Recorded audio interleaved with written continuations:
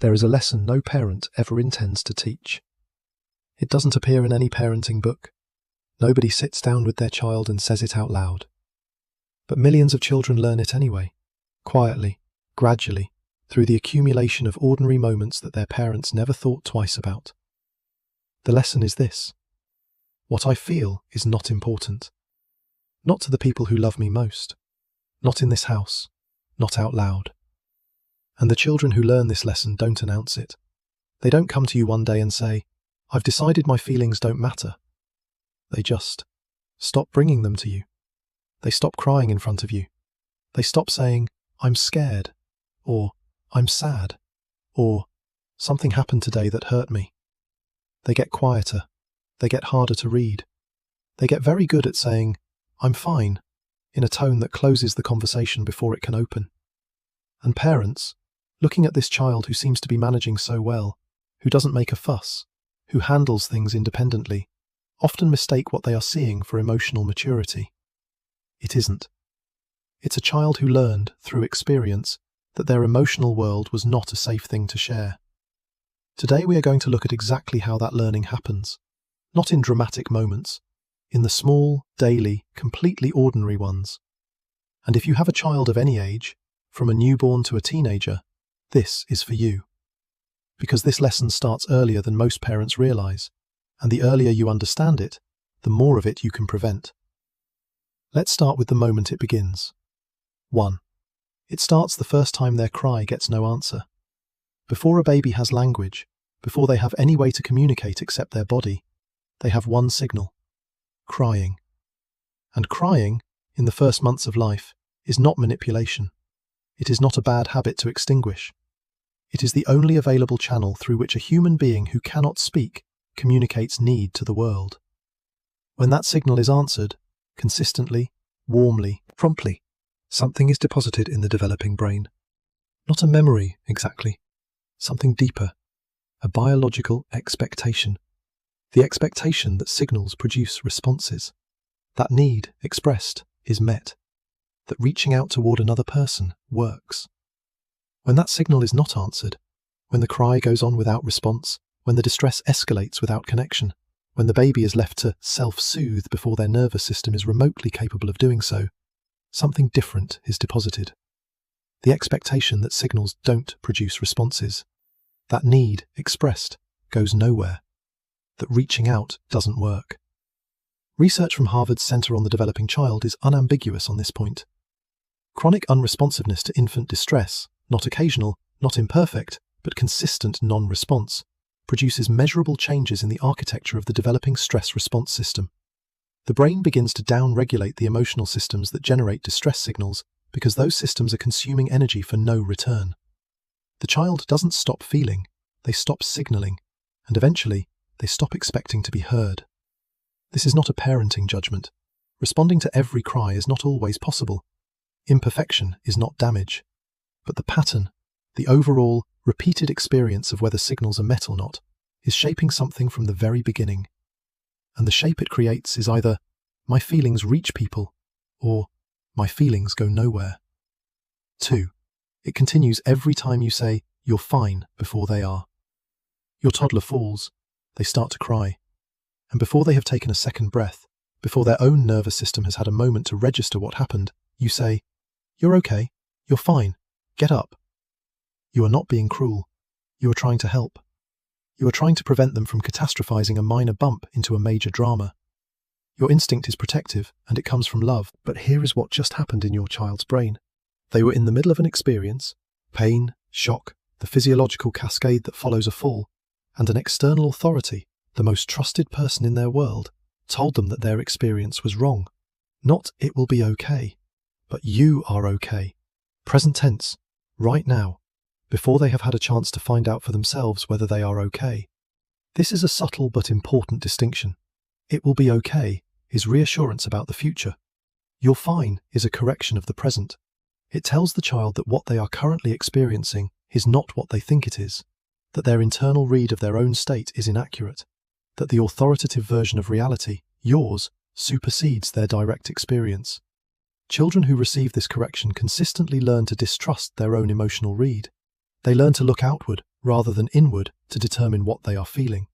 They learn that their first emotional response is likely to be wrong, or too much, or embarrassing. And they begin to edit before they express, to run their feelings through a filter of, is this an acceptable amount to feel? Before allowing anyone to see them.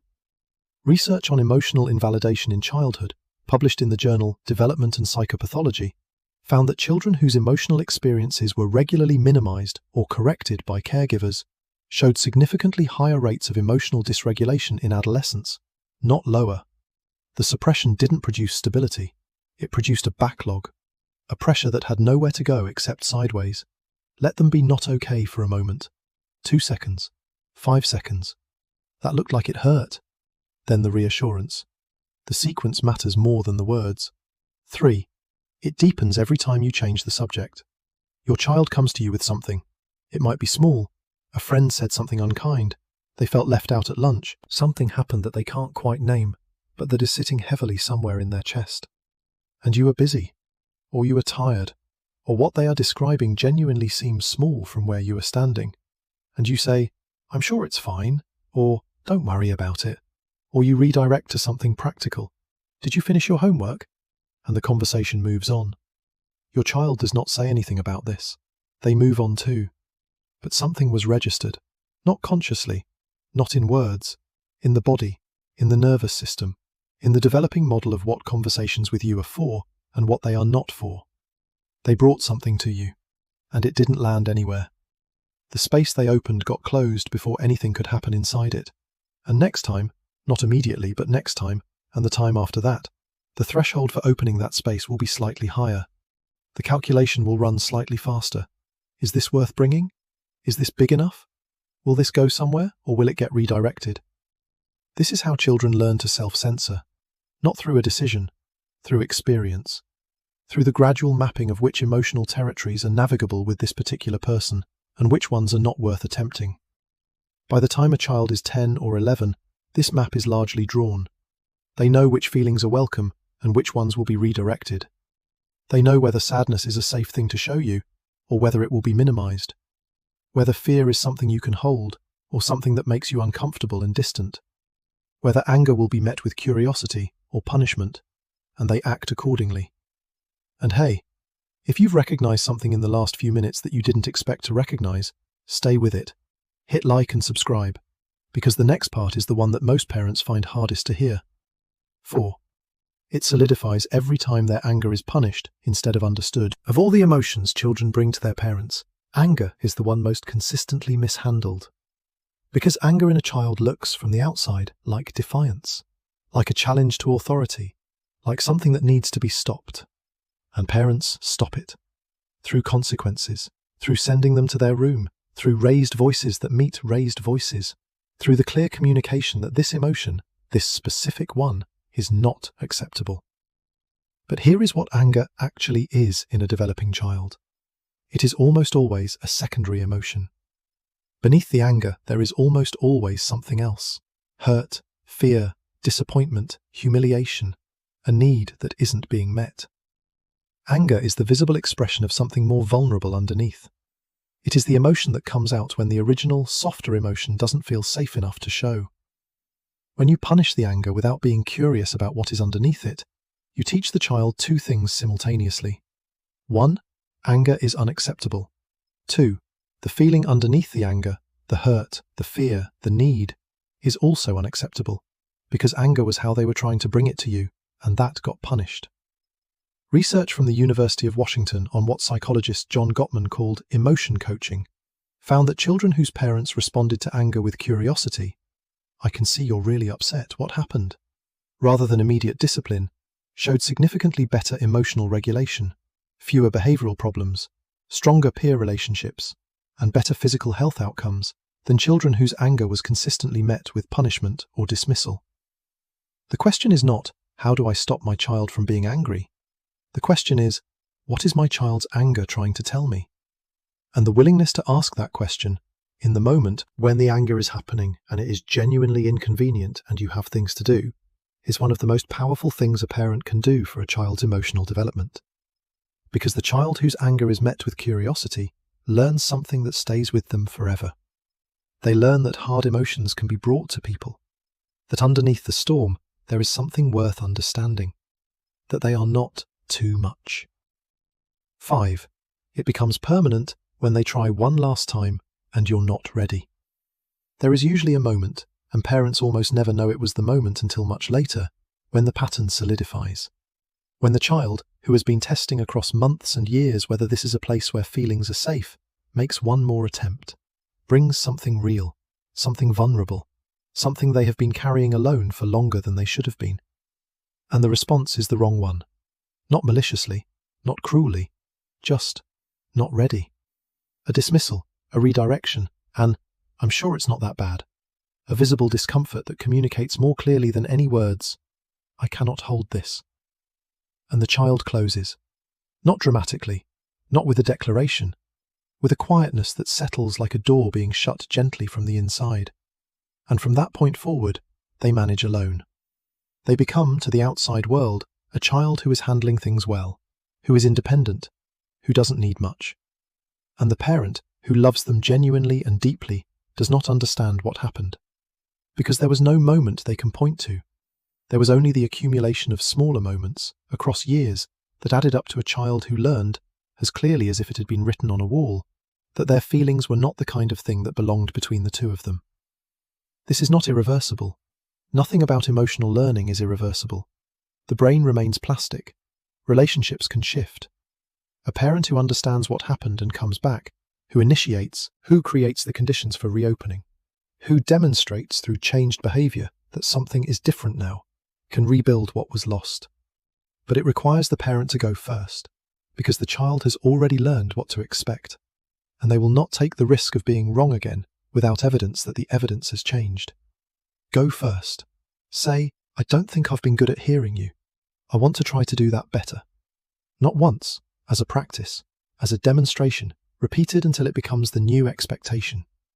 The door that closed from the inside can be reopened, but it has to be opened from outside. 6. What it looks like when the lesson has been learned. This is how you know. Not because your child tells you, they won't. Because of what stops happening. They stop coming to you with things that hurt them. The small daily frictions of childhood, the friendship difficulties, the frustrations, the moments of sadness or confusion, start being processed somewhere else. With friends, eventually. With screens. With the internal monologue that becomes their primary way of working through things, because bringing things to you stopped feeling worth it. They get very good at "I'm fine." The two words that mean, almost always, the opposite. The two words that are a child's way of saying, "I have learned that the real answer is not welcome here, so I am giving you the answer that closes the conversation most efficiently." They develop what psychologists call alexithymia, difficulty identifying and describing their own emotional states. Not because they don't feel things, because they spent years not being asked about what they felt, or being told their feelings were wrong, or watching their emotional expressions get redirected and minimized, until the internal language of emotion became something foreign even to themselves. And they become, in adulthood, people who are competent and capable and genuinely difficult to know. People who are present in relationships but not quite reachable. People who can tell you what they think about almost anything, and almost nothing about what they feel. People who, if they are lucky, find themselves at some point in their adult life being asked by someone, a partner, a therapist, a person who refuses to accept "I'm fine," to try to say what is actually there. And they discover, often with genuine shock, how much is there. How much was always there. How much was being managed quietly, alone, for a very long time. No parent teaches their child that their feelings don't matter, but many children learn it anyway. In the "you're fine" before the tears have stopped. In the redirected conversation. In the anger that got punished instead of understood. In the moment they reached out and found you not quite ready to be found. None of that makes you a bad parent. It makes you a human one. Someone who was never taught how to do this. Who is working from a blueprint inherited from people who were also never taught. Who is doing the best they can with what they have. What you have now is more than you had before you pressed play. You have the pattern. You can see it. And what you can see, you can change. Tonight, when your child tells you something, anything, even something small, try to stay in it for one moment longer than you normally would. One question instead of an answer. One "tell me more" instead of a redirect. One moment of actually being there with what they brought you, without rushing toward resolution. That moment, small, unremarkable, completely ordinary, is how the lesson starts to be unlearned. And it is never too late for that. Subscribe to Mindful Parenting. We'll be here every week.